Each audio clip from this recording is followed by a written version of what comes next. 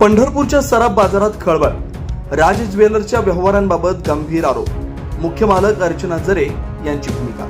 पंढरपूरच्या सराफ बाजारात सध्या एका प्रकरणाची जोरदार चर्चा आहे। राज ज्वेलर्सशी संबंधित काही आर्थिक आणि मालमत्तेच्या व्यवहारांबाबत गंभीर आरोप समोर आलेत। या प्रकरणामुळे व्यापारी वर्तुळात खळबळ उडाली। राज ज्वेलर्सच्या मुख्य मालक अर्चना आप्पासाहेब जरे यांनी आपली भूमिका मांडताना विश्वासानं कामावर ठेवलेल्या चुलत भावानं विश्वासघात केल्याचा आरोप केलाय। त्यांच्या म्हणण्यानुसार अनेक वर्ष पगारावर काम करणाऱ्या संबंधित व्यक्तीनं सोने, स्थावर मालमत्ता आणि दुकानाशी संबंधित व्यवहारांमध्ये गैरव्यवहार केल्याचा दावा करण्यात आला। याशिवाय किलोच्या किलो सोन्याचे व्यवहार, मालमत्तेची खरेदी विक्री आणि मोठ्या आर्थिक देवाणघेवाणीबाबतही अनेक प्रश्न उपस्थित करण्यात आले। या आरोपांमुळे पंढरपूरच्या सराफ बाजारात विविध चर्चांना उधाण आलंय। संबंधित व्यक्तीची बाजू अद्याप सार्वजनिकरित्या समोर आलेली नाही, त्यामुळे या आरोपांची सत्यता सक्षम यंत्रणा किंवा न्यायालयीन प्रक्रियेतूनच स्पष्ट होईल। या संपूर्ण प्रकरणात अर्चना आप्पासाहेब जरे यांनी नेमकी कोणती भूमिका मांडली आहे, त्यांचा सविस्तर खुलासा पाहण्यासाठी हा व्हिडिओ शेवटपर्यंत नक्की पहा। आपण राज ज्वेलर्सच्या पुढे उभे आहात आपण। माझं नाव अर्चना आप्पासाहेब जरे। माझ्या मनकाला कॅन्सरचा आकार होता। 2008 साली हे दुकान उघडले होते। नंतर विश्वासाचा म्हणून माझा भाऊ संतोष रामचंद्र बाबर ह्याला मी घेतलं दुकानात, आणि त्यांनी आजारी असताना मी दवाखाना मालक आम्ही सारखं दवाखान्यात असायचो। संतोष बाबर इथलं मुख्य केलं होतं यांना मॅनेजर, आणि त्यांनी संतोष बाबर केव्हा इथे आले होते? 2008 साली आसपास आले होते। तेव्हा काय म्हणून होते? ते कामगार म्हणून पगार होतो। 2000 पगारावर होते ते आपल्याला सुरुवातीला। नंतर वाढत गेला। मिस्टर वाढले माझे 2013 ला।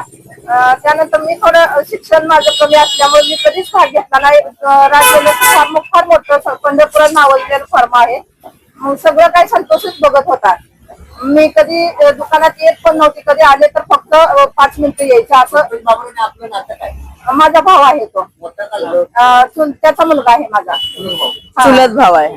आणि त्यांनी फार म्हणजे तेव्हापासून मला कधी काय सांगितलं नाही। कुठली प्रॉपर्टी घेताना त्यांनी भरपूर काही प्रॉपर्टी घेतल्या त्या दुकानात। आम्ही काय काढलं नाही, फार कमी काढलं, आणि त्याने भरपूर काढत गेला। आमचे पण इन्कम, त्याचे पण इन्कम काढत गेला, त्याच्यावर प्रॉपर्टी घेत गेला, सगळं झालं, तरी पण आम्हाला काही सांगितलं नाही। आता मी मालक म्हणून मला त्यांनी कल्पना द्यायची ना, मी एवढं काढतो आणि असं प्रॉपर्टी घेत आहे, कसलीही कल्पना दिली नाही। जवळजवळ 12-13 ठिकाणी त्याने प्रॉपर्टी घेतल्या, एका ठिकाणी 100 एकर जमीन घेतल्यात, तरीही मला काही कल्पना दिली नाही। नंतर थोड्या दिवसाने ही बिल्डिंग चालू झाल्यानंतर आम्हाला हे समोरची बिल्डिंग जे यश गोल्ड म्हणून आता केली, त्यांनी पहिले राज ज्वेलर्स करायचं असं ठरवलं होतं।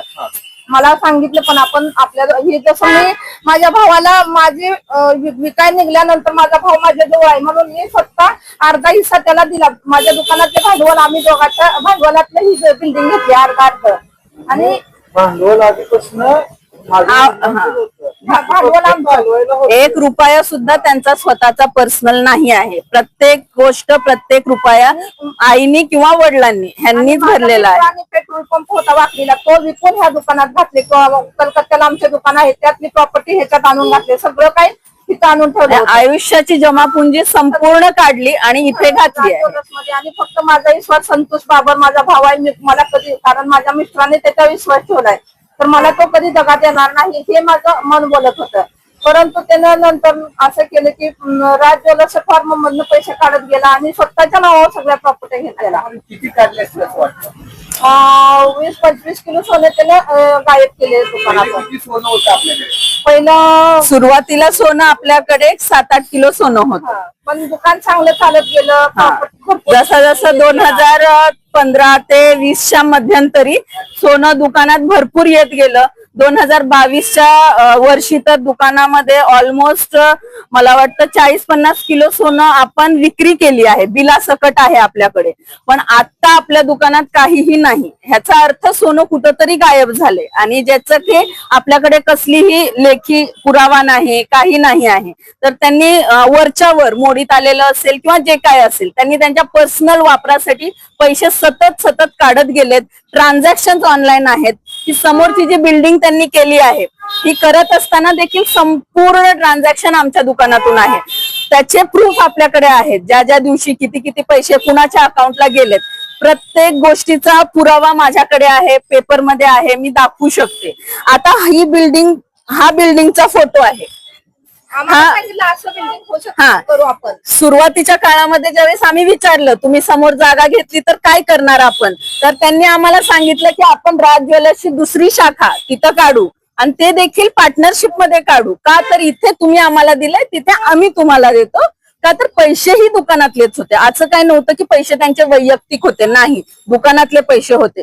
मग त्यांनी आम्हाला असं वेड्यातच काढत गेले असं आपण म्हणू शकतो, बाकी काय नाही. तुम्हाला हे बिल्डिंग घ्यायचं जागा घेत होते त्यावेळेला आपल्याला अमाऊंट घेतलं ट्रान्झॅक्शन किती आपण केलं? राज ज्वेलर्सच्या फर्म वरनं ट्रान्झॅक्शन झाले आणि डिरेक्टली झाले नाहीत, म्हणजे डिरेक्टली देशपांडेंना गेले नाहीत, पण ते पैसे त्याच दिवशी इथून संतोष बाबरच्या अकाउंटला गेले आणि संतोष बाबरच्या अकाउंटवरनं देशपांडेच्या अकाउंटला गेले. सो त्याचं काय म्हणणं आलं की आता त्यांचं काहीतरी वाद चालू होता, देशपांडे सरांनी त्याच्यावर काहीतरी लिटिगेशन काढले. तर कशाला उगाच ताई तुला जमत नाही पुण्याला मुंबईला, सुप्रीम कोर्ट पर्यंत ही केस जाऊन आली, तर उगाच ताईला त्रास होईल ह्या कल्पनेमध्ये की आता सध्याला मी माझ्या नावावर करतो, पुन्हा आपण वाटून घेऊ असं. असली फसवणूक झाली असं वाटतं? 100% आमची फसवणूक झाली आहे. पोलिसांना तक्रार का केली ताई? तक्रार केली नाही असं नाहीये, तक्रार करणार आहे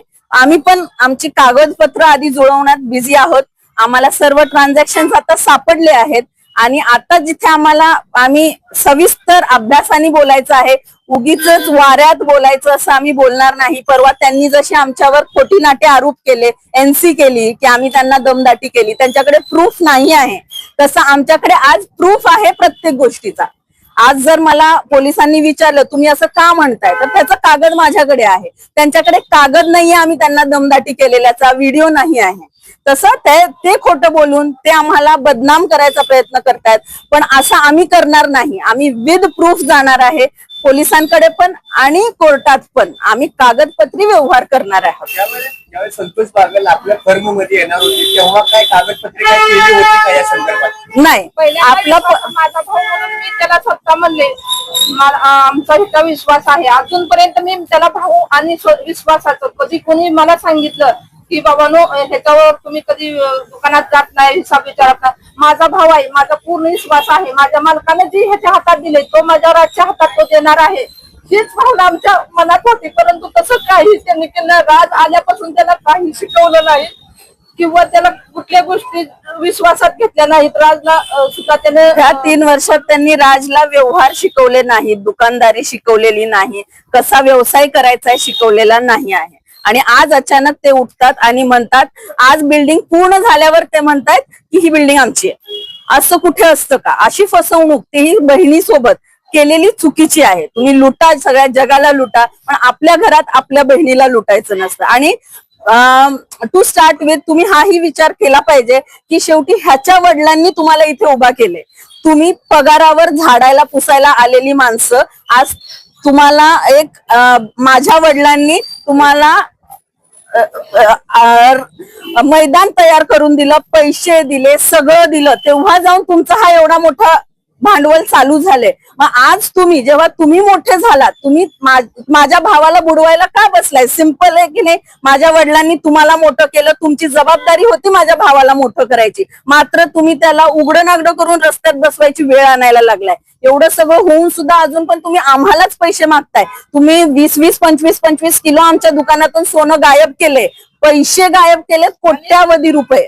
आणि त्यानंतर हिथलं गुडवेल मग तुम्ही इथं तुमचं नाव केलं, मला 28 किलो सोनं द्या. हे मी पूर्ण प्रॉपर्टी जरी माझी विकली पहिली किंवा हे दुकान जरी विकले, आता सोनं जरी विकले तरी मी त्यांना 28 किलो सोनं म्हणतात कशाला? 45 करोड रुपीज तुम्ही आणून सोडलेत का इथे? कशाचे द्यायचे? गुडविल म्हणे. कशाच गुडविल? आपल्या दुकानात त्यावेळेस त्यांची परिस्थिती काय होती नेमकी? शेतकरी होते, माझे चुलते वडील शेतकरी होते. 12वी नापास होता. 12वी शिक्षण झाल्यानंतर इथं दुकानात आला. हा, पहिल्यांदा पगार देत होता. त्यांच्याकडे तेवढे पैसे नव्हते पुढचं शिक्षण घेण्यासाठी, म्हणून ते इथे आले आपल्याला मदत म्हणून. आता मागणी काय तुमची? आता आम्हाला त्यांच्या सगळ्या प्रॉपर्टीमध्ये आमचा 55% हिस्सा पाहिजे, कारण आमच्या दुकानातून हे पैसे सगळे गेलेले आहेत. जेवढ्या त्याने प्रॉपर्टी घेतल्या आणि मला न सांगता घेतल्यामुळं मला खूप थोडा राग आहे. तो घे, माझा भाऊ आहे, तू प्रॉपर्टी घे, आमच्यापेक्षा मोठा हो, आम्हाला काही नाही.